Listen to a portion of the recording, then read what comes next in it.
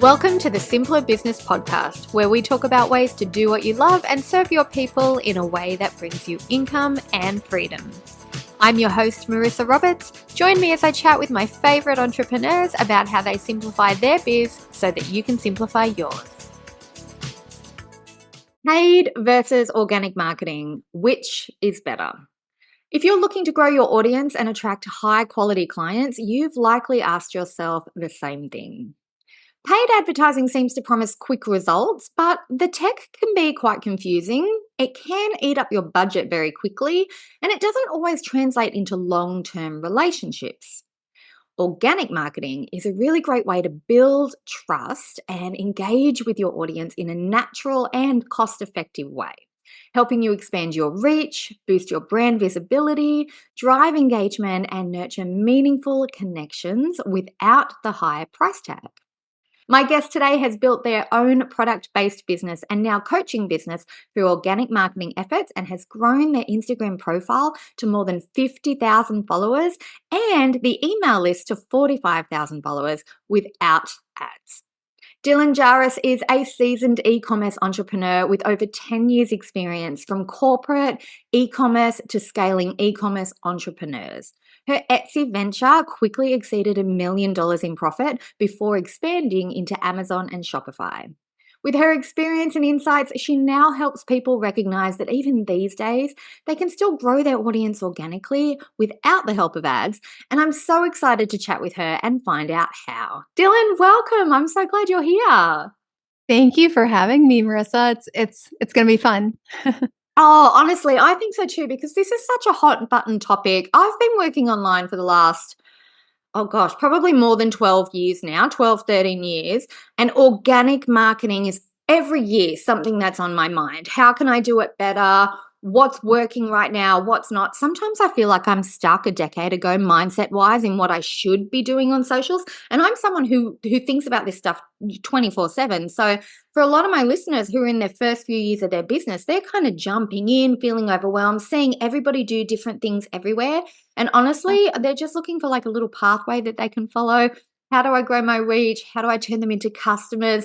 How do I not spend all of my day and up until midnight on the laptop doing it while everybody else is asleep? So anything that you can share with us that's working right now, I am so excited to hear about it. Absolutely. Absolutely. Yes. I am a huge proponent of organic growth with both, product-based businesses like Etsy, but also coaching and services. And I've done all organic up until just this summer. We started dabbling with ads. Yeah. Lovely. And that's the thing. I don't think ads are a bad thing, are they? But I think ads kind of come into place when you've already got something that's working, people are enjoying your content, and then ads are a really great way to scale that, right? Rather than jump in and just hope something works when it comes to paid advertising. Yeah, it's a very expensive experiment to establish product market fit through ads. So we really focused on getting that well beforehand. And I've been doing coaching for about 2 years and 2 months. And we were able to scale to $1 million months within 14 months, no ads with these methods. That is amazing. Amazing. And I know we've got a lot of product-based business owners and coaches and also some Mhm. service providers listening as well. But in terms of product-based, I think Etsy has been around for so long, but I think it's still kind of an untapped market. Like people know about Etsy in terms of being a customer, but not Mhm. a lot of people think of Etsy as, hang on a minute, this could be a really good vehicle to grow my own business. So that's Yeah. yeah, that's a really interesting take as well. Okay, I can't wait to jump in. Should we keep it simple at the start though, and let's talk platforms? There's so Yeah. many.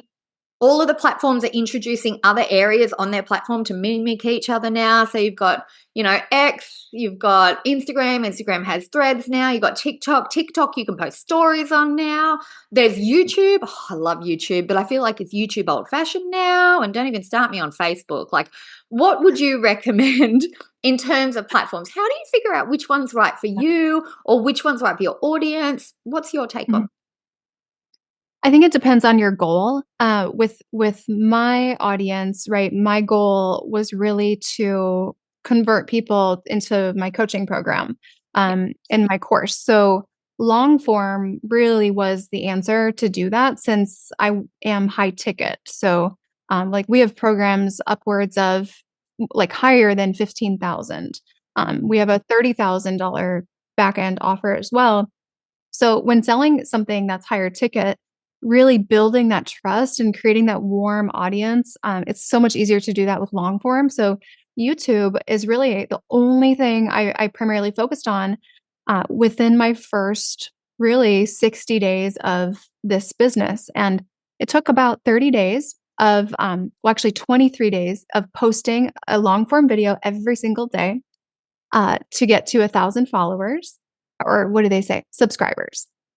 Yeah. So that was the YouTube journey. And then all of my customers came from the YouTube channel in my first few months. Okay, guys, I'm just going to interject here with a personal question from me because I love watching YouTube.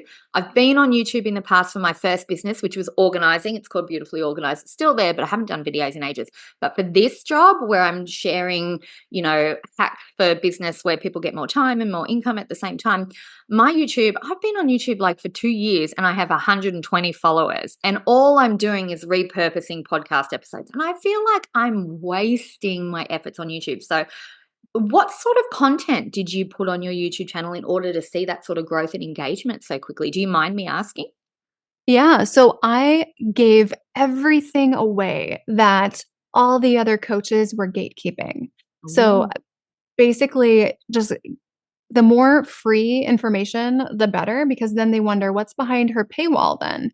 If this is what she's sharing openly, my goodness, how much more could I learn from working with her? So that was really the key. Now our strategies also were very different, right? We I would say advise a lot of the opposite of what other people say. So that alone gets a little bit of attention, but really treating YouTube video like an ad, almost like a hook, really good hook to keep their Mhm. attention.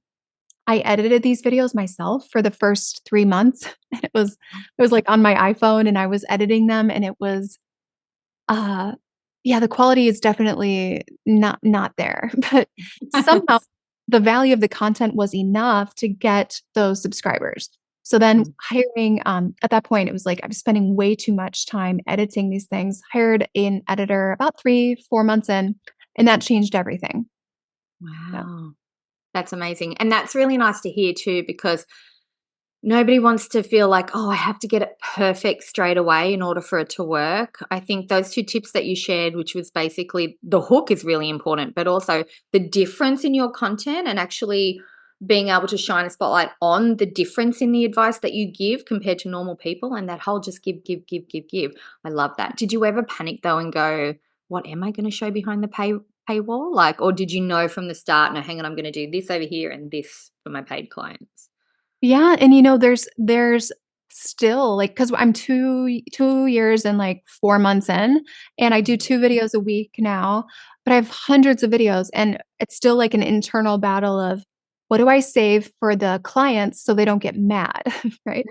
Um, which is why now we've really pivoted the service client side of things to more coaching versus just a digital course, because the coaching, you cannot get that personal attention on YouTube. Yeah, those real touch points, tailoring specifically to what they're looking for at their part of the journey. That's a really nice distinction. I feel like we could just do the interview. Done. We've already found something really, really helpful for listeners. Thank you. That's really good. All right. So YouTube, you love YouTube in terms of that. In terms of other platforms like short form video, have you got any love-hate relationship with that? Do you think it's worth looking into? Yeah, so, I would say different purpose. Definitely, it's more like top of funnel that's working with our short form.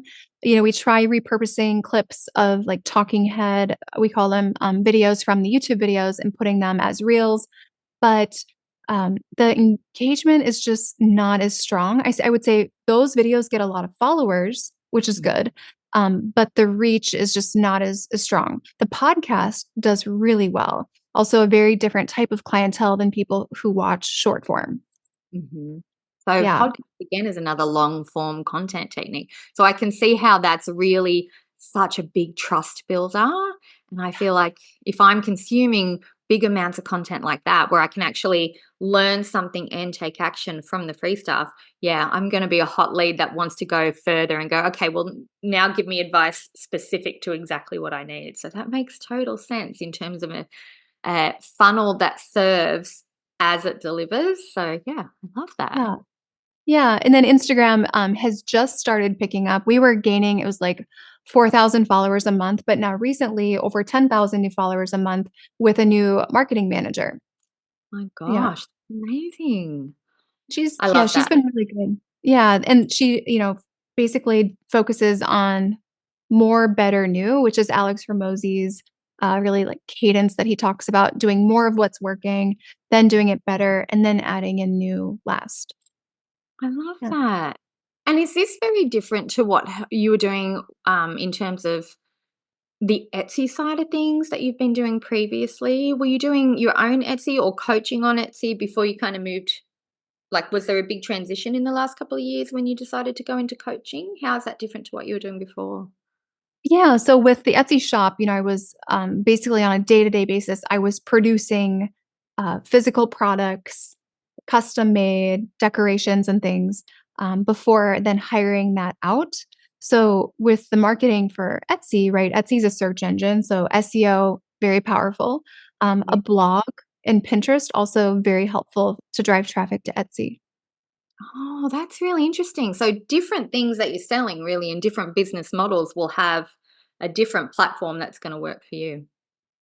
Yeah, because you just wanna think about, like, where is your customer spending time? And then where are they willing to click off of the platform? So, like, what I mean? Like, in Instagram, they try so hard to keep you there. Like, Pinterest, they're used to leaving the platform. Yeah, I can see how different platforms would have different effects on the type of customer and what they're looking for.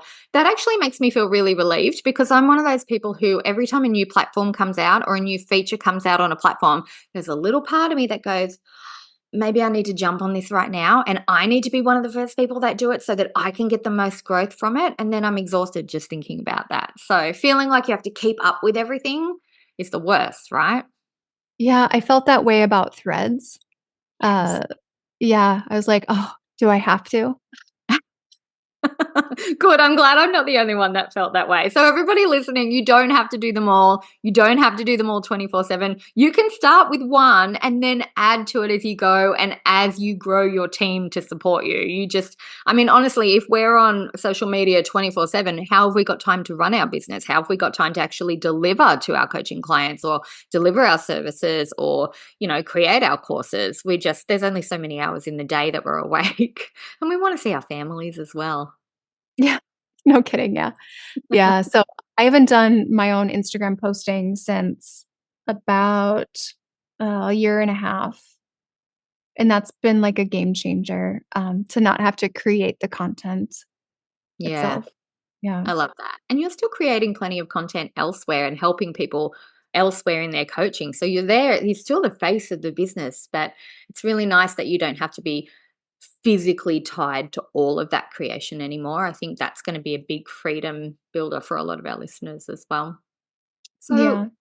what about terms of actually growing organically then? Are you seeing particular trends or are there particular actions that worked for you specifically in terms of growth or is it just a case of just keep going consistently? Like have you got any tips? If you had to share one tip, for example, for growing organically over the next 12 months, what would you Yeah. tell people?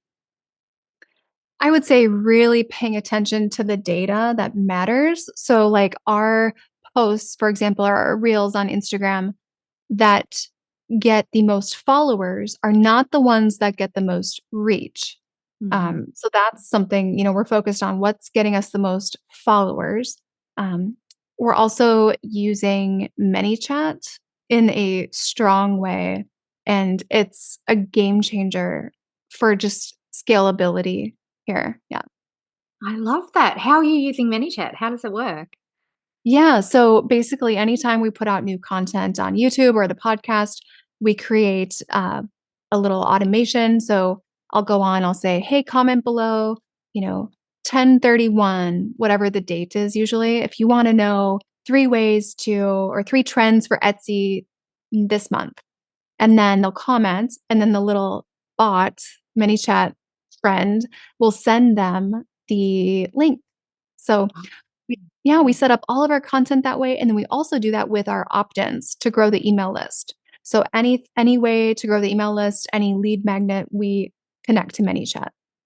I love that. So then they click on the link. Do they then just sign up with their name and an email address to get the delivery of the thing they clicked on the link for?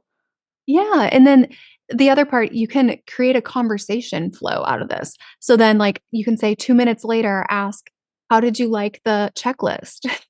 And it's like, if they and then they can click, "I loved it," or "I haven't opened it yet." And then based on their answer, you can create another message. I Yeah. love that. I really like how you had "I loved it and I haven't opened it yet," because that's a really thing to answer. Because if I'm on Instagram and I have to answer in a really long sentence, I'm gonna click away. But that yes or no, sort of one or the other option, Yeah. genius. Love that. I'm Yeah. gonna give it a try. Yeah, if you wanna know how it works, go to my Instagram and just comment on our posts because 'cause you'll get all the many chats. Yeah. Oh, that's a good point. Okay, guys, I'm gonna put Dylan's Instagram in the show notes so that you guys can I hope you don't mind if they do that too. No, Is that all right? Okay, good. good. Yeah, Yeah, best yeah, way to learn is by doing sometimes, I feel. So to actually see it in process would be fantastic. Thank you. And yeah. what about mistakes people are making? Is there anything that you see online or in social media where you're like, "Oh, I feel really bad for that person because they're putting so much effort in, but that's really not gonna pay off?" Or do you see any trends as far as things that you're seeing people do that you aren't really gonna give them any traction in their business? Any mistakes?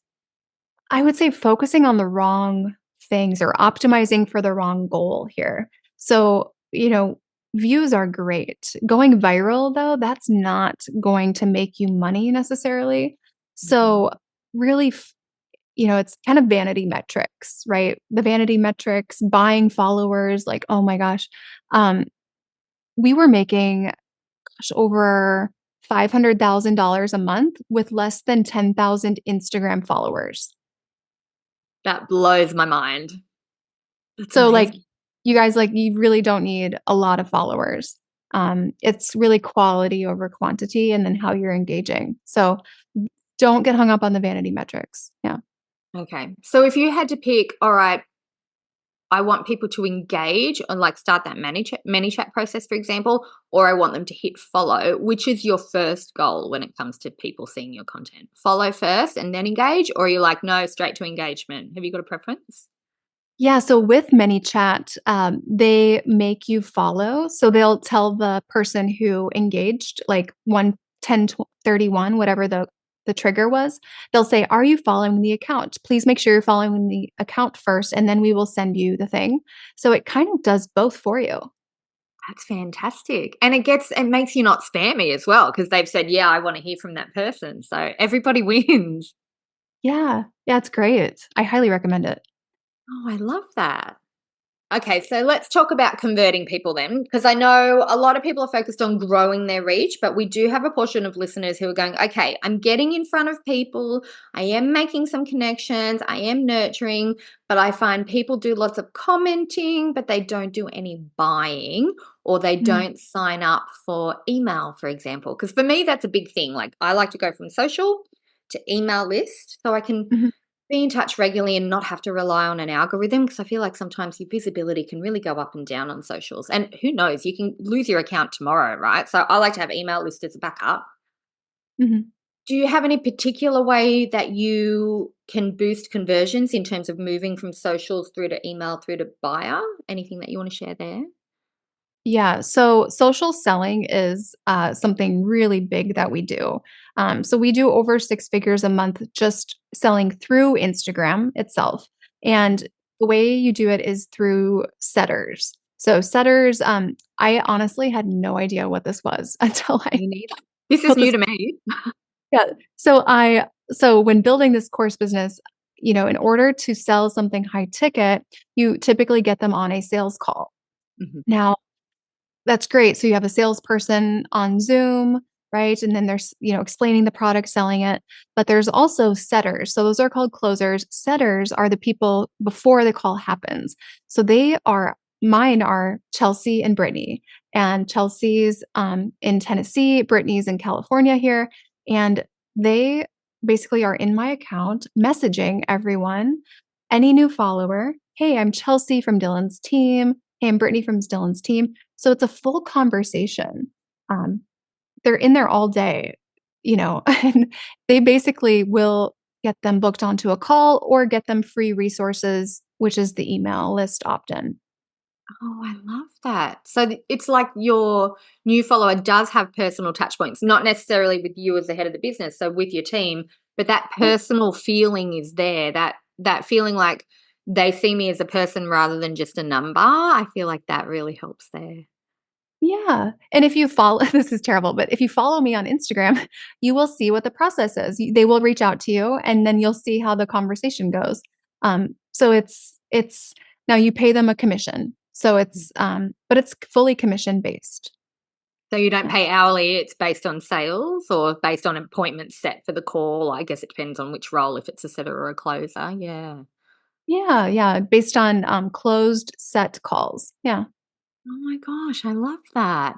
That's such a great example of being able to scale without having to do it all yourself 24/7. Because I think that's what a lot of people think is that they have to physically be the ones doing this messaging back and forth in order to sell. But really, I think, as the creator or as the coach, yeah, that's that's almost not wasting your time and effort, but it could be used in such a better way to actually help the people that you're working with. So, yeah, I yeah. really And, love that. for the first 6 to 7 months of doing this, I was the one on Instagram. I was the one messaging. My kids are in the bathtub. I'm like, "Wait, this person has a question," and it was chaos. It was so much chaos and trying to keep up with the messages, um, when really Mm. there's a whole job, someone who can do that. When it's commission based, right, as the owner, it's much less risky.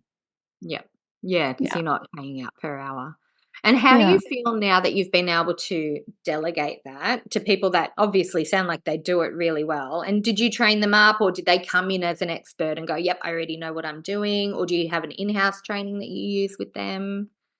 Yeah, so I, hired them my first ones were through a recruiter, closers.io. They, basically recruit salespeople and place them.